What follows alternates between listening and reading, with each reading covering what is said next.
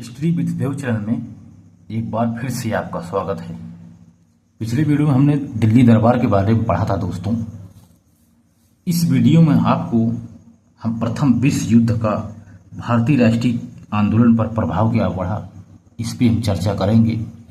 दोस्तों, यदि आप सीरियस में पढ़ाई कर रहे हो तो आप अच्छे से वीडियो हमारा देख करके क्वेश्चन हल करिए।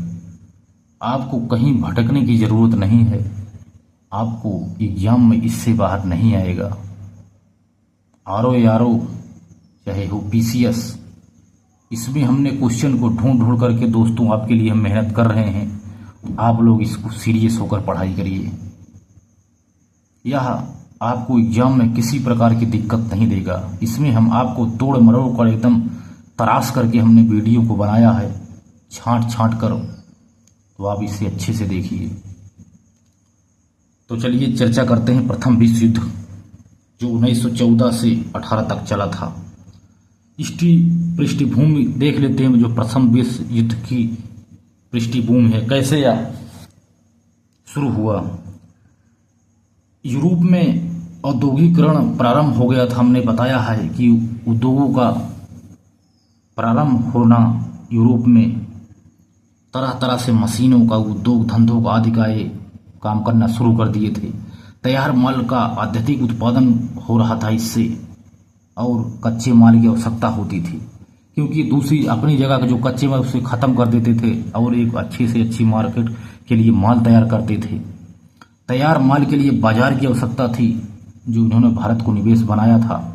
वो निवेश स्थापित करने की होड़ मच गई थी कि इस सामान को हम कहाँ स्थापित करें, कहाँ ले जाकर बेचें, इसकी होड़ मची हुई थी। यूरोप के देशों में प्रतियोगिता उत्पन्न हो गई थी। यूरोपों में कोई सोचता था हम ज़्यादा बेचें, कोई सोचता था हम ज़्यादा बेचें, क्योंकि वहाँ औद्योगिकरण हो गया था। साम्राज्यवाद अपने चरम पर पहुँच गया था तथा गुप्त समझौते और गुट बनने शुरू हो गए थे। जितने कार्य होंगे तो भैया कहीं न कहीं दोस्त युद्ध का कारण तो बनेगा ही। लोग एक दूसरे को कुचलने का प्रयास करने लगे, अपने आप को ऊंचा करने को सोच रहे थे। इसलिए गुप्त समझौते होने शुरू हो गए। चार लोग कहीं अलग गुट, चार लोग कहीं अलग गुट बनाने लग गए। जर्मनी ने ऑस्ट्रिया, हंगरी आदि ट्रिपल अलायंस बनाया। तीनों ने मिलकर, हंगरी देश, ऑस्ट्रिया, जर्मनी, तीनों ने एक गुट बनाया, ट्रिपल अलायंस कहते हैं जिसे। और ब्रिटेन, फ्रांस, रूस ने ट्रिपल राष्ट्रीय मैत्री गुट एक बनाया। दो गुट थे। परिणामतः यूरोप में तनाव उत्पन्न हो गया जिसका प्रभाव विश्व की अर्थव्यवस्था पर पड़ा और यह एक विश्व युद्ध की शुरुआत की घोषणा का कारण बनता है। इस युद्ध में 37 देश शामिल होते हैं। इसका तत्कालिक कारण क्या था जो जिससे यह युद्ध प्रारंभ हो गया, इस पे चर्चा करते हैं।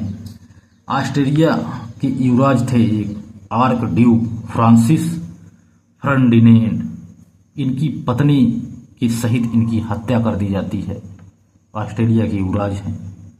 हत्या बोस्निया का एक शहर है, बोस्निया शहर, बोस्निया की राजधानी है सेराजो में ये गए थे ऑस्ट्रेलियन के युवराज। वहीं पर इनकी और इनकी पत्नी की हत्या कर दी जाती है। ऑस्ट्रेलिया ने सर्बिया को दोषी माना। ऑस्ट्रेलिया ने कहा कि इसका दोषी सर्बिया है, क्योंकि ऑस्ट्रिया और सर्बिया में काफ़ी दिन से तनातनी चल रही थी, इसलिए उनको दोषी माना और सर्बिया पर हमला कर दिया। और इसमें जब युद्ध प्रारंभ हो गया, इसमें दो राष्ट्र सामने आए, एक धुरी राष्ट्र, एक मित्र राष्ट्र। धुरी राष्ट्र के अंतर्गत ऑस्ट्रिया था। ऑस्ट्रिया, उसका सहयोग जर्मनी और तुर्की ने दिया था। और मित्र राष्ट्र में सर्बिया, ब्रिटेन, फ्रांस, रूस, जापान और भारत को भी लोग शामिल कर लिए थे ब्रिटेन ने। और प्रथम विश्व युद्ध प्रारंभ हो गया।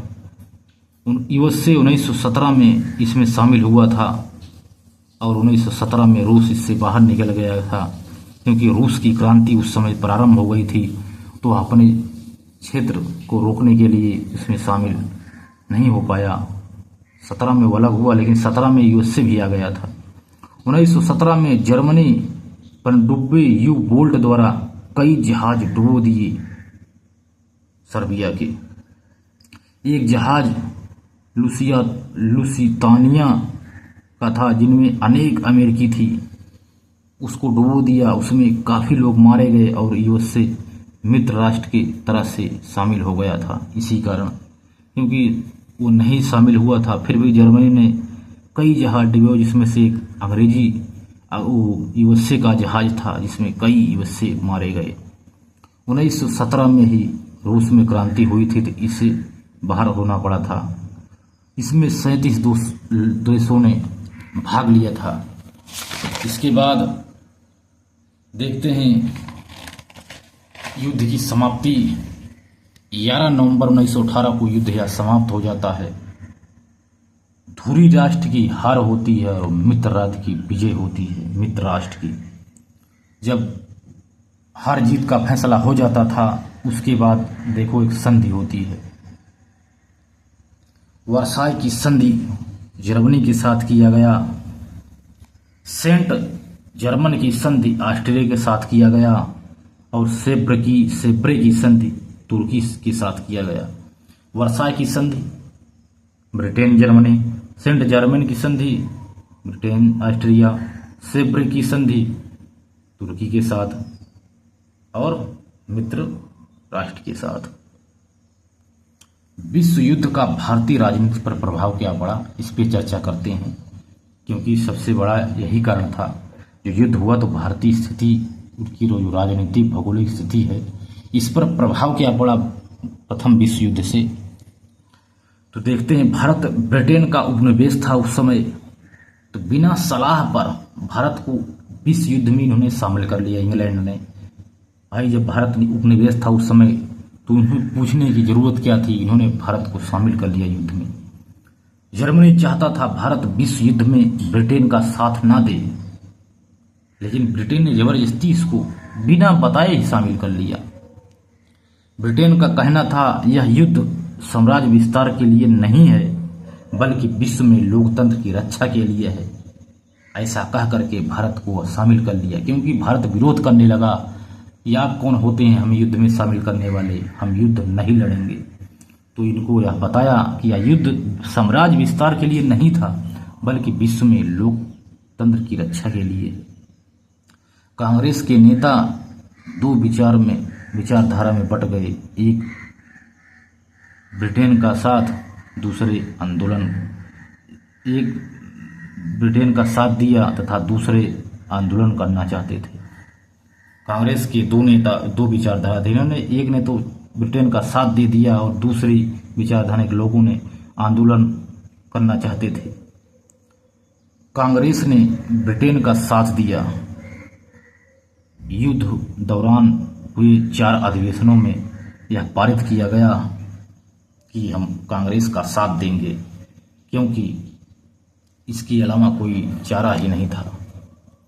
महात्मा गांधी ने युवाओं को सेना में भर्ती के लिए प्रेरित किया, इसलिए इन्हें सेना में भर्ती कराने वाला सर्जेंट कहा गया। इस कार्य के लिए ब्रिटेन द्वारा कैसरे हिंद की उपाधि महात्मा गांधी को दी गई थी। बहुत सोच विचार करके कदम रखने वाले थे महात्मा गांधी। सोच विचार करके, बहुत लंबी सोच करके युद्ध में ये शामिल होने का निर्णय लेते हैं। इसके बाद मुस्लिम लीग में असमंजस थी। मुस्लिम लीग असमंजस में थी। तुर्की ध्रुव राष्ट्र में था और तुर्की का खलीफा का एक मुस्लिम समाज का एक सम्मानित धर्मगुरु का स्थान माना जाता, वह तुर्की में शामिल था। इसलिए मुस्लिम लीग असमंजस में था, वह शामिल नहीं होना चाहता था। बाद में इस शर्त पर वह इसमें शामिल हुआ युद्ध में कि यदि धुरी राष्ट्र पराजित होती है तो जो तुर्की के खलीफा है उनको धार्मिक सत्ता से ना निकाला जाए, यानी अप्रभावित रहें। तब साथ दिया इन्होंने ऐसी शर्त पे। क्योंकि वो लोग भी मुस्लिम थे तो उन्हें धर्मगुरु को पूजते थे। बाल गंगाधर तिलक और एनी बेसेंट ने होम रूल लीग आंदोलन चलाया था 1914 ईस्वी में। जैसे जैसे ब्रिटेन की मंशा उजागर होती गई, कांग्रेस और लीग दोनों निराश होते चले गए। 1916 में एक एकता हुई, इसे लखनऊ पैक्ट के नाम से जाना जाता है। विश्व युद्ध के बाद रॉलेट एक्ट लाया गया और जलियांवाला कांड का जन्म हुआ। असहयोग आंदोलन, खिलाफत आंदोलन आदि शुरू हुआ इसके बाद। तो दोस्तों, ये था प्रथम विश्व युद्ध कि भारत पर इसका क्या प्रभाव पड़ा। इसके बाद देखते हैं जो विश्व युद्ध का भारत की अर्थव्यवस्था पर क्या प्रभाव। राजनीति पर तो प्रभाव हमने देख लिया, अब अर्थव्यवस्था पर देखते हैं क्या प्रभाव पड़ा। 13 लाख लोगों को युद्ध में शामिल किया गया था, जिसमें से 8 लाख सैनिक थे। कृषि पर प्रभाव पड़ा, इससे उत्पादन कम हुआ। लोग युद्ध में बिजी थे तो उत्पादन कम हुआ। कृषि उत्पादन कम हुआ लेकिन अन्न का निर्यात जारी रहा। उत्पादन जब कम होगा और निर्यात जारी रहेगा तो नकारात्मक प्रभाव पड़ेगा, क्योंकि पैदावार हुई नहीं और आप ज़्यादा से ज़्यादा बेच रहे हैं। ज़्यादातर जहाज सैन्य सामग्री ढो रहे थे। आयात निर्यात पर प्रभाव इससे पड़ गया, क्योंकि सैन्य सामग्री ढो रहे थे, बिजनेस व्यापार नहीं हो पा रहा था, इससे भी आयात निर्यात पर प्रभाव पड़ा। भारतीय कपड़ा उद्योग को कुछ ज़्यादा फायदा मिला, क्योंकि विदेशी कपड़ा ही नहीं आ पा रहा था उस समय, क्योंकि सभी जहाज सैन्य सामग्री को ढो रहे थे। बीमा, बैंक क्षेत्र, भारतीय पूंजी का निवेश, व्यापार में भी आदि में अर्थव्यवस्था का विभिन्न प्रकार से प्रभाव पड़ा। युद्ध होता है तो सभी पर प्रभाव पड़ना सुनिश्चित है। निर्यात प्रभावित होने से कच्चा माल उत्पादन करने वाले कृषक बर्बाद हो गए। धनी लोग, राजा महाराजा ब्रिटेन को धन दिए, धनी लोगों पर दबाव डाला गया, तब वो धन दिए थे। सरकार प्रति वर्ष लगभग 40 करोड़ रुपए युद्ध पर खर्च करती थी, जबकि भारत की कुल आय थी 145 करोड़ ही थी। तो जब 40 करोड़ रुपए आप हर साल खर्च करोगे तो क्या होगा। 300 करोड़ से ज़्यादा युद्ध पर खर्च भारत से किया गया, सोचो। इसलिए इसका भी नकारात्मक प्रभाव पड़ा। भारत का खर्च 1914 में जो कर्ज था 414 करोड़ था, युद्ध के बाद 781 करोड़ हो गया। समय को देखते हुए बहुत तरह से इसमें खर्च किए गए। अब इसके समाज पर भी प्रभाव पड़ा, बहुत बड़ा प्रभाव पड़ा। लोग बर्बाद होते चले गए और बाद में इकट्ठा हुए, तब विभिन्न प्रकार से आंदोलन हुए। तो दोस्तों, यह प्रथम विश्व युद्ध के बारे में हमने देख लिया। तो दोस्तों, मिलते हैं और एक बेहतरीन क्लास में, तब तक के लिए धन्यवाद।